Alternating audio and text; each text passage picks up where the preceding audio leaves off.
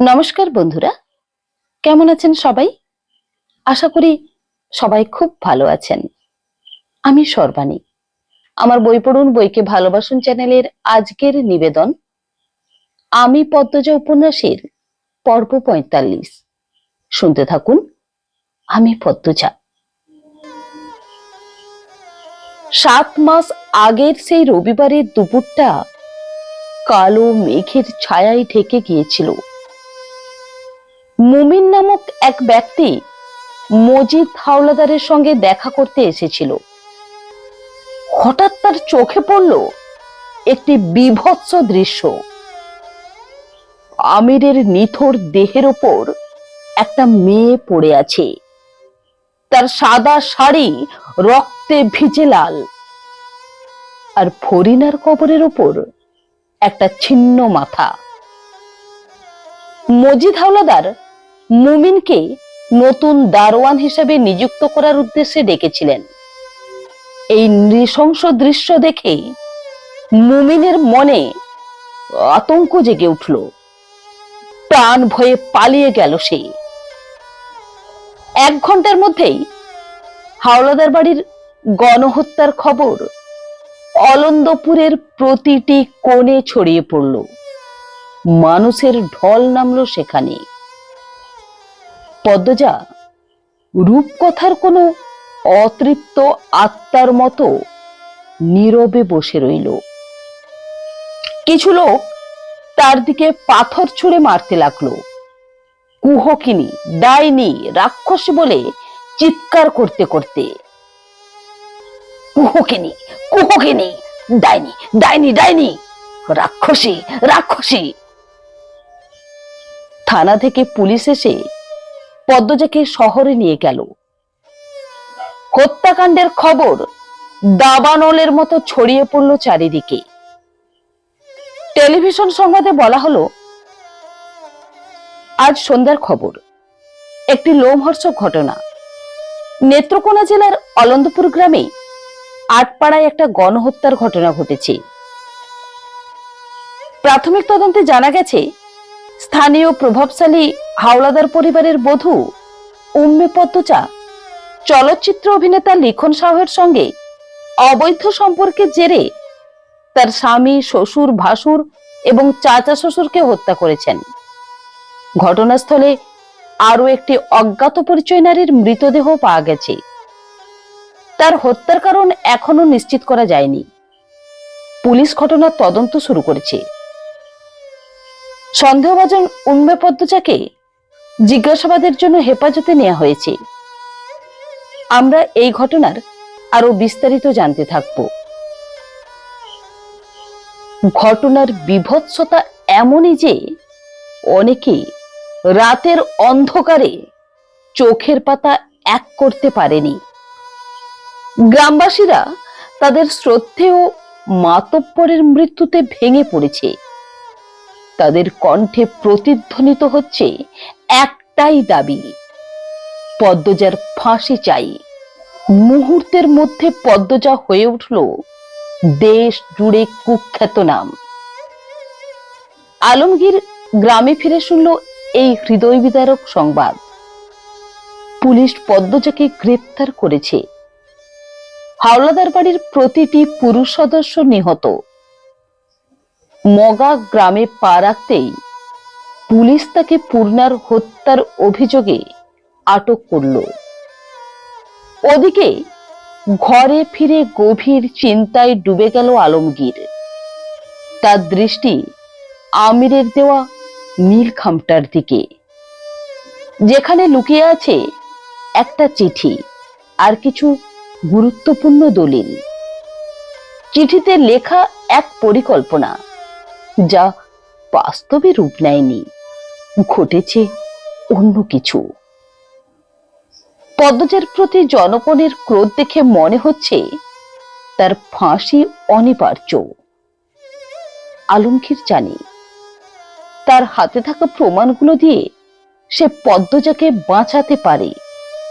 তবে সেজন্য তাকে নিজের স্বাধীনতা বিসর্জন দিতে হবে।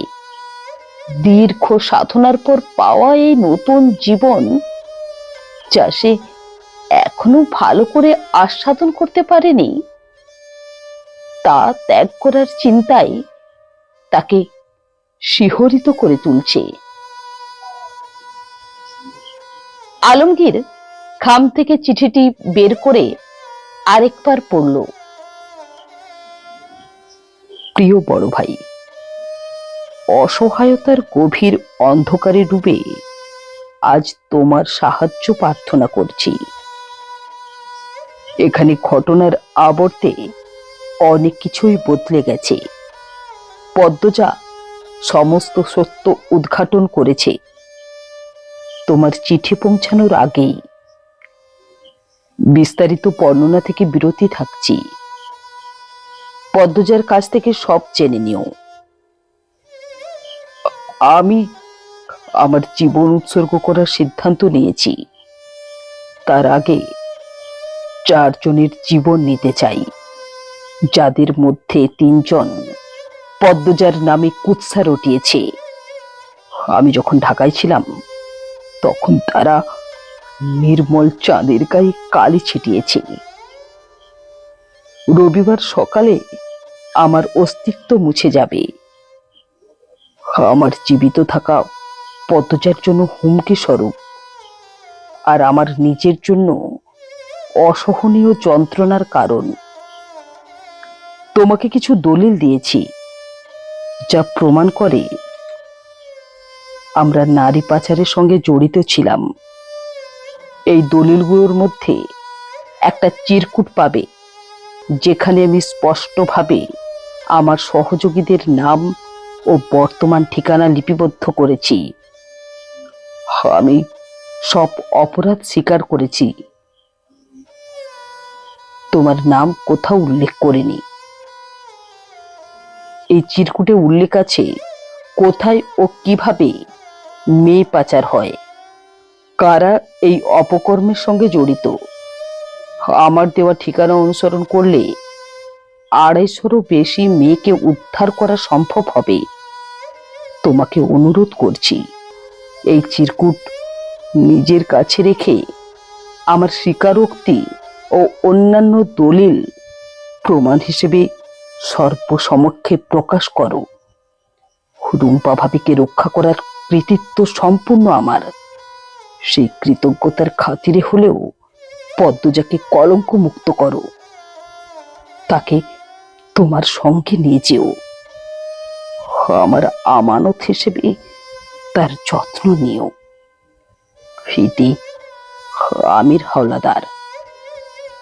আলমগীর ধীরে ধীরে চিঠিটি মেঝেতে নামিয়ে রাখল। তার 2 হাত স্বতঃস্ফূর্তভাবে নিজের মাথা চেপে ধরেছে। মগার থেকে চিঠি পাওয়ার পরে সে আমিরকে রক্ষা করার জন্য ছুটে বেরিয়েছিল। ভাইয়ের প্রতি অগাধ ভালোবাসা তাকে স্থির থাকতে দেয়নি। কিন্তু গ্রামে পৌঁছে যা শুনল, তা তার কল্পনারও অতীত। সব কিছু শেষ হয়ে গেছে। পদ্মজা হত্যা করেছে সবাইকে। এখন পদ্মজা মিথ্যা অপবাদে কারাগারে বন্দী। আলমগীরের মনে দ্বন্দ্ব শুরু হলো। এই মুহূর্তে যদি সে এই সমস্ত প্রমাণ নিয়ে পুলিশের কাছে যায়, তাহলে নিঃসন্দেহে তাকেও গ্রেপ্তার করা হবে। পুলিশের সামনে মিথ্যা বলার সাহস তার নেই। সত্য উদ্ঘাটিত হলে তার নিজেরও ফাঁসি হতে পারে। নিজের জীবন উৎসর্গ করার মতো সাহস সে খুঁজে পাচ্ছিল না। মনে হচ্ছে সে এক অতল গহরের কিনারায় দাঁড়িয়ে আছে। একদিকে সত্য প্রকাশের নৈতিক দায়িত্ব, আর অন্যদিকে নিজের জীবন রক্ষার তাগিদ। এই দ্বন্দ্ব তাকে ভেতর থেকে চিরে ফেলছিল। পদ্মজার মামলার বিচার প্রক্রিয়া যখন 25 দিন অতিক্রম করলো, তখন রুম্পা স্বতঃস্ফূর্তভাবে আলমগীরকে একটা অনুরোধ জানালো। সে চাইল আলমগীর যেন পদ্মজাকে এই মিথ্যা অভিযোগ থেকে মুক্ত করে। মিথ্যা কলঙ্কে পদ্মজার প্রাণদণ্ড হতে দেখে সে সুখের সংসার গড়তে পারবে না। রুম্পা জোর দিয়ে বলল, পদ্মজা পরকীয়ায় জড়িয়ে কাউকে হত্যা করেনি।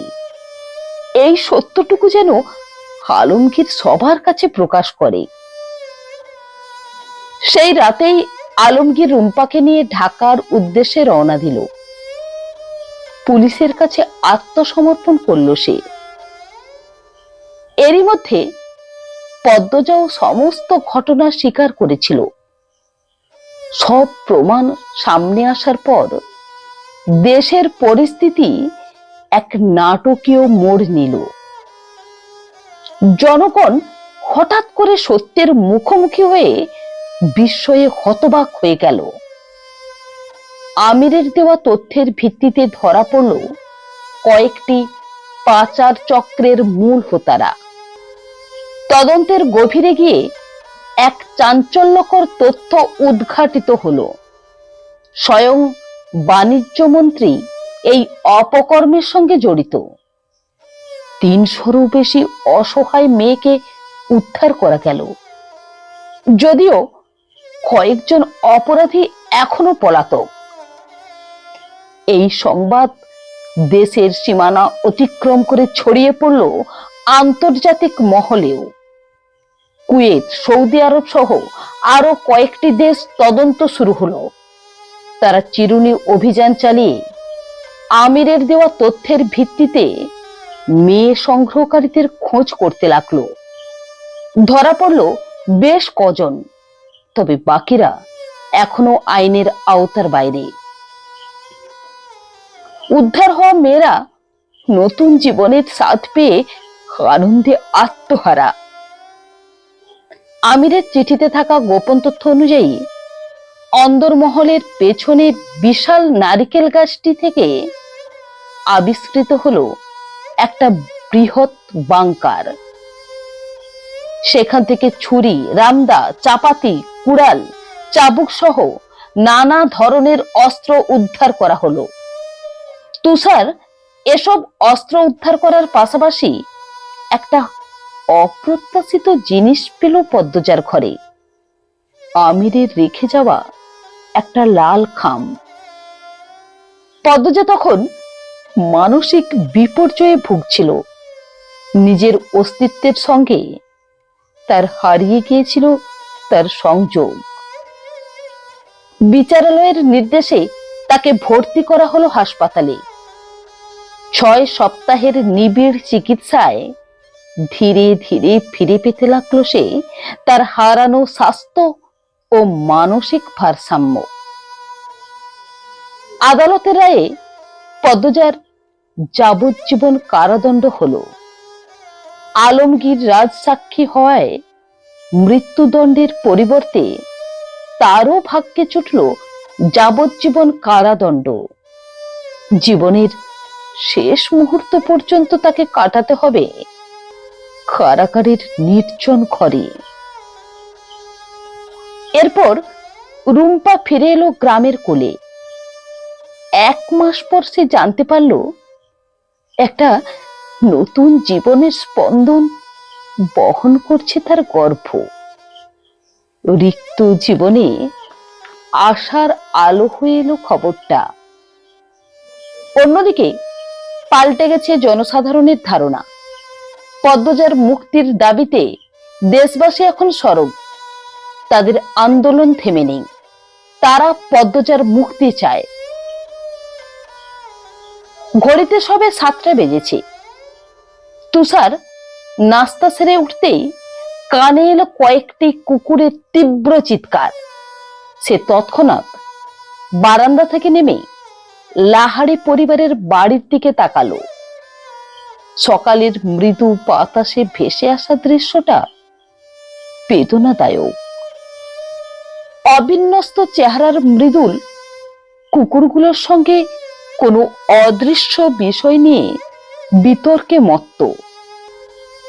মাঝে মধ্যে সে মাটি কুড়িয়ে নিয়ে ছুঁড়ে মারছে তাদের দিকে। তুষার দ্রুত পায়ে এগিয়ে গেল মৃদুলের কাছে। তার পেছনে পেছনে চলল বাসন্তী ও প্রেমা।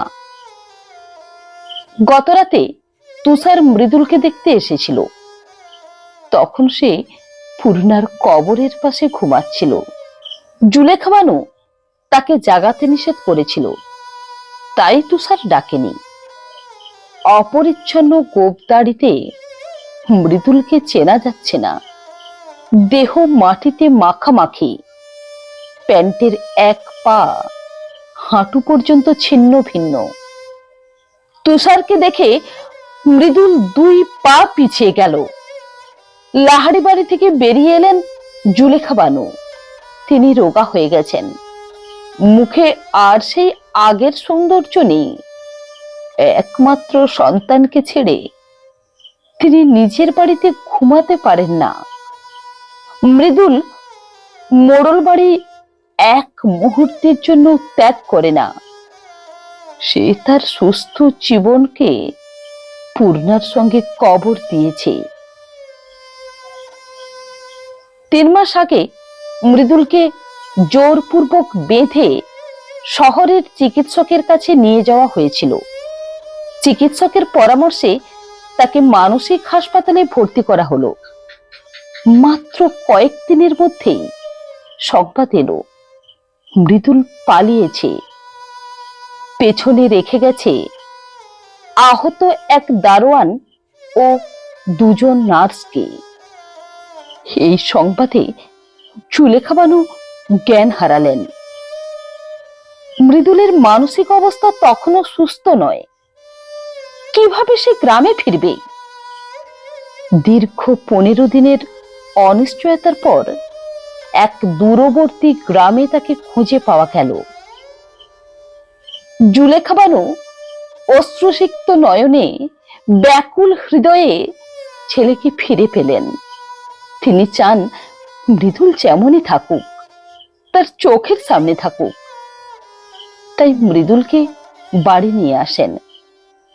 মৃদুলের জীবনে এখন শুধুই পূর্ণা। পূর্ণা ছাড়া সে কোনো খাবার খেতেও রাজি নয়। বাধ্য হয়ে তাকে আবার মোড়ল বাড়িতে ফিরিয়ে আনা হলো।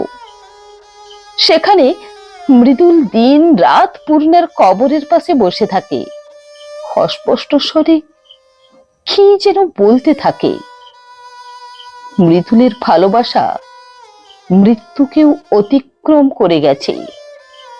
পূর্ণার কবরের চারপাশে সে গর্ত করে বাঁশ পুঁতেছে।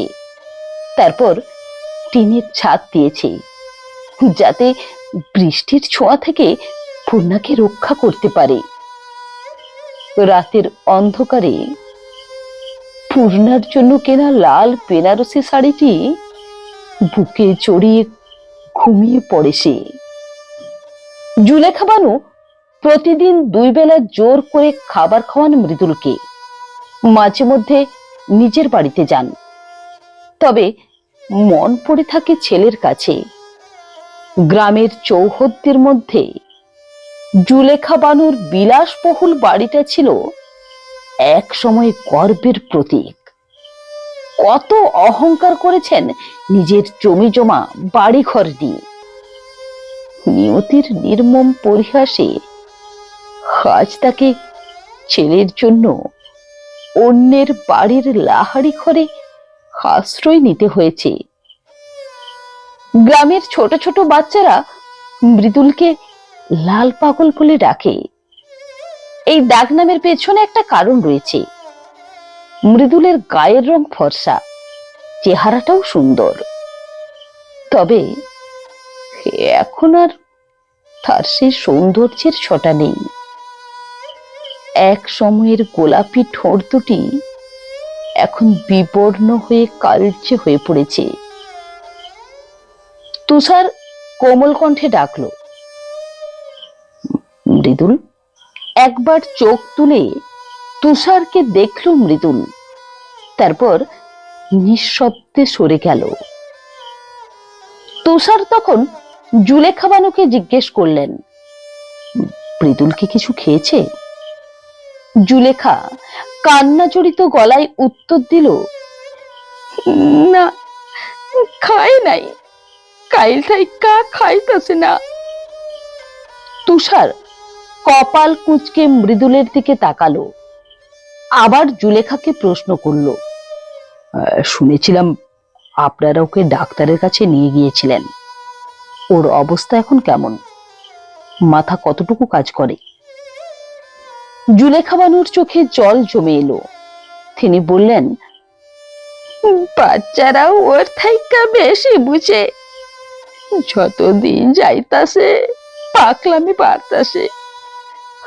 আমি আর ওর বাপে ছাড়া যে যেইটা কয় ওইটাই বিশ্বাস করে। চাচা কোথায়? তুষার জানতে চাইল। বাড়ি তো, বাড়ি ঘর জমি জমা দেহন লাগে না, আর কেলা দেখবো, কেউ আসে? তুষার মৃদুলের পাশে গিয়ে বসলো, কোমল স্বরে জিজ্ঞেস করলো, আমাকে ভয় পাচ্ছ? মৃদুল আর চোখে তুষারকে দেখলো, মাথা নেড়ে জানালো, পাচ্ছে। হাওলাদার পরিবারের রহস্যময় ঘটনা তদন্ত করতে তুষার যখন অলন্দপুরে এসেছিল, তখনই প্রথম তার সাক্ষাৎ হয় মৃদুলের সঙ্গে। সেই সময় মৃদুলের মানসিক অবস্থার এতটা অবনতি হয়নি। আজ আমরা রাজহাঁস রান্না করব, তুমি কি আমাকে একটু সাহায্য করবে? মৃদুলের চোখে বিভ্রান্তির ছায়া। তুষার বাসন্তীর দিকে ফিরে জিজ্ঞেস করলো, আম্মা, আপনাদের বাড়িতে রাজহাঁস আছে তো? হ্যাঁ বাবা, আছে। বাসন্তী মাথা নেড়ে সাই দিলেন। তুষার আবার মৃদুলের দিকে ফিরে তাকে বোঝানোর চেষ্টা করলো, দেখো, রাজহাঁস আছে, আমরা অর্ধেক খাবো আর বাকি অর্ধেক পূর্ণাকে দেব। পূর্ণা তো রাজহাঁসের মাংস খুব পছন্দ করত, তাই না প্রেমা? প্রকৃতপক্ষে পূর্ণা কখনোই রাজহাঁসের মাংস পছন্দ করত না। তুষারের মনোভাব বুঝতে পেরে প্রেমা কথায় সায় দিল। তুষার তখন আরো একটু কাছে সরে এসে মৃদুলের চোখের দিকে তাকিয়ে ধীরে ধীরে বলল, তুমি যদি আমাকে সাহায্য না করো আর আমার সঙ্গে খেতে না বসো, তাহলে আমি পূর্ণাকে কিছুই দেব না, বরং তোমার সামনে দাঁড়িয়ে সবটুকু খেয়ে ফেলবো। তখন পূর্ণা খুব কষ্ট পাবে, তাই না? মৃদুল আস্তে আস্তে কবরের উপর হাত বুলাতে লাগলো, তার চোখে মুখে ফুটে উঠল দ্বন্দ্ব। অনেকক্ষণ এভাবে থাকার পর শেষ পর্যন্ত সে মাথা নেড়ে সম্মতি জানালো তুষারের প্রস্তাবে। দিনটা খুব আনন্দে কাটলো তার। তুষার এমন সহজ স্বাভাবিক ভঙ্গিতে কথা বলছিল যেন পূর্ণা সত্যি তাদের মাঝে উপস্থিত। মৃদুলের মুখে হাসি ফুটে উঠল অনেক দিন পর। তার চোখে চলে উঠল জীবনের স্পর্শ। সন্ধ্যার আবছা আলোয় তুষার সুযোগ পেয়ে জুলেখাকে এক পাশে ডেকে নিয়ে গেল। ধীর কণ্ঠে বলল, চাচি, মৃদুলকে যদি ঢাকায় নিয়ে যাওয়া যায়, তাহলে হয়তো আরো ভালো চিকিৎসার ব্যবস্থা করা যেতে পারে। একবার চেষ্টা করে দেখলে কেমন হয়? জুলেখা তুষারের দুই হাত জড়িয়ে ধরে কাতর স্বরে বললেন, মৃদুলের ভালাই বা লাইকা আমি যে কোনো খরচ করতাম রাজি, তুমি খালি ওরে সামলাই আলো, ওরে দেখাশুনো করো। ভদ্রমহিলার হাতে সান্ত্বনার স্পর্শ বুলিয়ে দিয়ে আশ্বস্ত করলো তুষার। তারপর আটপাড়ার গলি পথে ঘুরতে বের হলো। গ্রামের মানুষজনের সঙ্গে কথা বলে জানতে পারল মগা সম্প্রতি জেল থেকে মুক্তি পেয়েছে। এখন সে ইয়াকুব আলীর বাড়িতে কাজ করে। ইয়াকুব আলী এখন অলন্দপুরের নবনিযুক্ত মাতব্বর। সন্ধ্যার অন্ধকার ঘনিয়ে এসে রাতের কালো চাদর বিছিয়ে দিল চারিদিকে। রাতের খাবার খেয়ে তুষার ঘরে ফিরল। প্রেমা তখন নিবিষ্ট মনে মশারি টাঙাচ্ছে। বাইরে থেকে ভেসে আসছে ঝিঝি পোকার অবিরাম ডাক, প্রকৃতির এক টানা সুর। তুষারের কানে এই ডাক বিঁধছে কাঁটার মতো। সে ঝিঝি পোকার ডাক মোটেও পছন্দ করে না। অন্যদিকে প্রেমার কাছে এই ডাক মধুর সঙ্গীত। সে মুগ্ধ হয়ে শুনছে। তুষার বিরক্তিতে দুই কানে আঙুল ঢুকিয়ে বলল, এই পোকার ডাক কি সারা রাত চলবে? প্রেমা শান্ত কণ্ঠে জবাব দিল, মাঝরাতের আগে থামবে না। তার মানে কি মাঝরাত পর্যন্ত জেগে থাকতে হবে? আপনি চাইলে কানে তুলো দিয়ে শুতে পারেন। তুলো আছে নাকি? তুষার অবাক হয়ে জিজ্ঞেস করল। প্রেমা কোনো কথা না বলে আলমারি খুলে তুলো বের করে তুষারের হাতে তুলে দিল। তুষার হতবাক। এই মেয়ে নাকি অন্য দুই বোনের চেয়ে লাজুক ছিল, অথচ পদ্মজা আমিরকে লজ্জা পেত, পূর্ণা মৃদুলকে লজ্জা পেত, আর প্রেমা লজ্জা তো দূরের কথা, তার চেয়ে বয়সে অনেক বড় এই মানুষটিকে সে যেন পরোয়াও করে না। কি নির্বিকার ভঙ্গি! সময় আর পরিস্থিতি মানুষকে কতটা বদলে দিতে পারে। জীবনের নিষ্ঠুর বাস্তবতা মানুষের চরিত্রকে কিভাবে রূপান্তরিত করে, তার জ্বলন্ত উদাহরণ প্রেমা। তুষার তুলো হাতে নিয়ে চিন্তামগ্ন হয়ে বসে রইল। প্রেমা তা লক্ষ্য করেও কোনো মন্তব্য করল না। রাত গভীর হতে থাকলে প্রেমা নীরবতা ভেঙে ধীরে ধীরে জিজ্ঞেস করল, আবার কারাদণ্ডের মেয়াদ কি কমানো যাবে না? তুষার গভীর শ্বাস ফেলে উত্তর দিল, কমানোর সম্ভাবনা আছে, মনে হয় না এতদিন জেলে রাখবে। প্রেমার চোখে কৌতূহল ফুটে উঠল। সত্যি? তুষার মাথা নেড়ে সাই দিয়ে বলল, হ্যাঁ, অনেক ক্ষেত্রেই, বিশেষ করে মহিলা কয়েদিরা প্রায়ই আগে মুক্তি পেয়ে যায়। তাছাড়া লিখন শাহ নিরলসভাবে চেষ্টা করে যাচ্ছেন। জনগণও সাজা কমানোর দাবি জানিয়েছে। আমার দৃঢ় বিশ্বাস সাজা কমবে। প্রেমা একটু ইতস্তত করে জিজ্ঞেস করল, আপা জেল থেকে মুক্তি পেয়ে লিখন ভাইয়াকে বিয়ে করতে রাজি হবে? আমার অনুমান রাজি হবেন না। লিখন শাহ অবশ্য আশা নিয়ে বসে আছেন, কিন্তু সেই আশা পূরণের সম্ভাবনা খুবই কম। তবে পদ্মজা সম্প্রতি লিখন শাহকে একটা চিঠি পাঠিয়েছেন। চিঠিতে কি লেখা ছিল? তুষার চেয়ার ছেড়ে উঠে বিছানায় এসে বসল। ধীরে ধীরে বলল, আমি চিঠিটা পড়িনি, পিন্টুকে দিয়ে পাঠিয়ে দিয়েছি। প্রেমা মৃদু স্বরে বলল, ও। কিছুক্ষণ চুপ থেকে আবার জিজ্ঞেস করল, এর মধ্যে আপনার সঙ্গে আবার দেখা হয়েছে? তুষার মাথা নেড়ে সাই দিল, হ্যাঁ, গতকাল বিকেলেই দেখা হয়েছিল। তবে উনি আমাকে দেখলেই গুটিয়ে যান। বোধহয় পরপুরুষের উপস্থিতি পছন্দ করেন না। প্রেমা হেসে মাথা ঝাঁকালো। তুষার গভীর মনোযোগে তার দিকে তাকিয়ে রইল। প্রেমার চেহারায় কোথাও যেন পদ্মজার ছায়া আছে। তার কোমল মুখ, সুঠাম নাক আর গভীর চোখে অপূর্ব মায়া। সোজা শিথির রেখা তার চেহারায় সৌন্দর্যকে আরো ফুটিয়ে তুলেছে। কালো ঘন চুলের পেনে পিঠে নেমে এসেছে। শাড়ির আঁচলে মোড়ানো দেহের বাঁক একসঙ্গে মুগ্ধতা আর পরিপক্কতার গল্প বলে।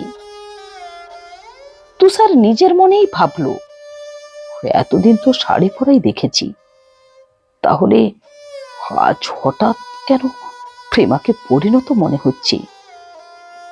কি এক অদ্ভুত মায়া! তুষারের ঠোঁটের কোণে ফুটে ওঠা হাসি দেখতে পেয়ে প্রেমা জিজ্ঞেস করল, হঠাৎ হাসছেন কেন?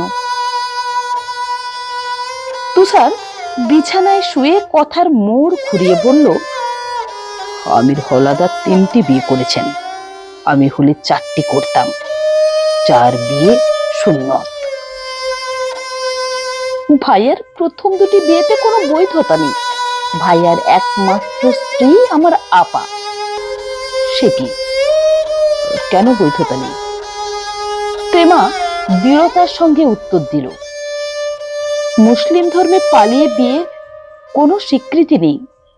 মেয়ের অভিভাবকের সম্মতি লাগে। ভাইয়ার প্রথম 2 স্ত্রী বাড়িতে কিছু না জানিয়ে নিজে নিজেই বিয়ে করেছে। তাই মহান বিচারের দিনে আমির ভাইয়ার একমাত্র স্ত্রী হিসেবে গণ্য হবে আমার আপা। তুষার মৃদু হেসে চোখ বুঝল।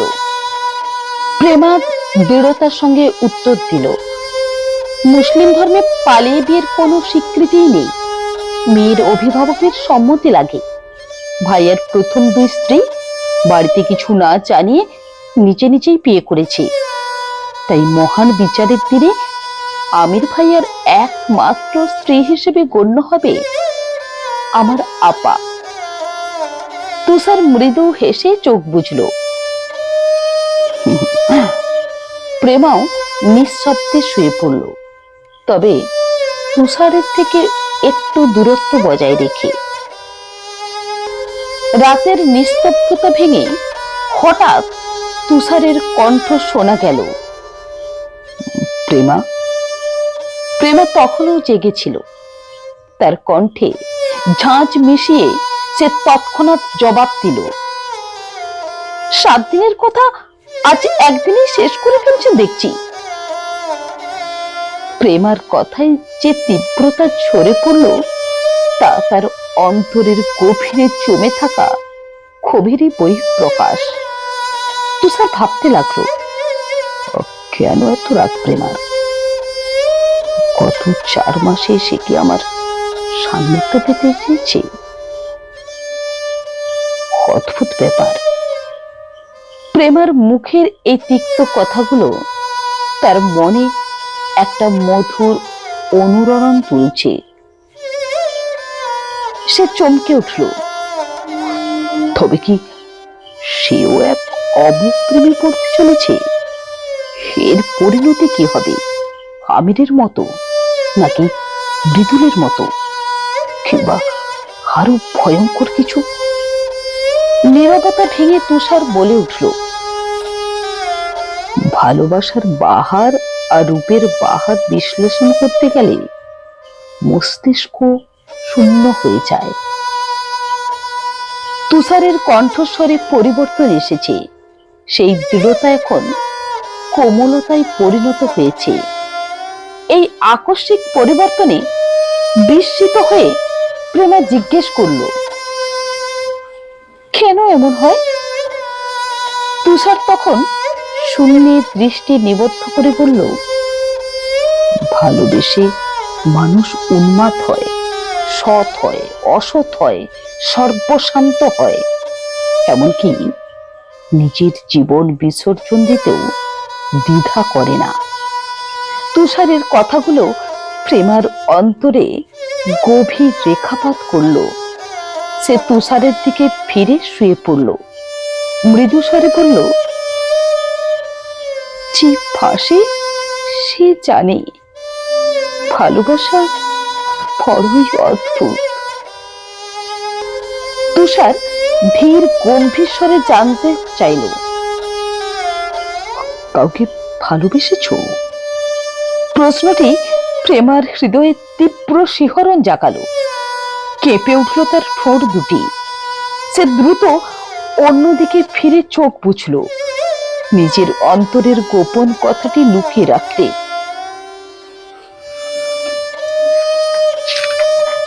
কিভাবে সে তুষারকে বোঝাবে যে তার হৃদয় ধীরে ধীরে তুষারের প্রেমে পুরে ছাই হয়ে যাচ্ছে? তার অন্তরের গভীরে লুকিয়ে থাকা অনুভূতি যেন একটা কুঁড়ি, যা ধীরে ধীরে প্রস্ফুটিত হচ্ছে তুষারের প্রেমের আলোয়। তার হৃদয় তো কবেই নীরবে তুষারকে বরণ করে দিয়েছে একটা অজানা অব্যক্ত ভালোবাসায়। তুষার নিস্তব্ধ হয়ে প্রেমার পিঠের দিকে তাকিয়ে রইল। তার মনে হচ্ছে প্রেমা তার দৃষ্টি থেকে নিজেকে লুকিয়ে ফেলেছে, কিন্তু সেই মুহূর্তে তাদের দুজনের মধ্যে যে নীরব সংলাপ চলছিল, তা ছিল যে কোনো কথার চেয়েও বলিষ্ঠ, যে কোনো স্পর্শের চেয়েও গভীর।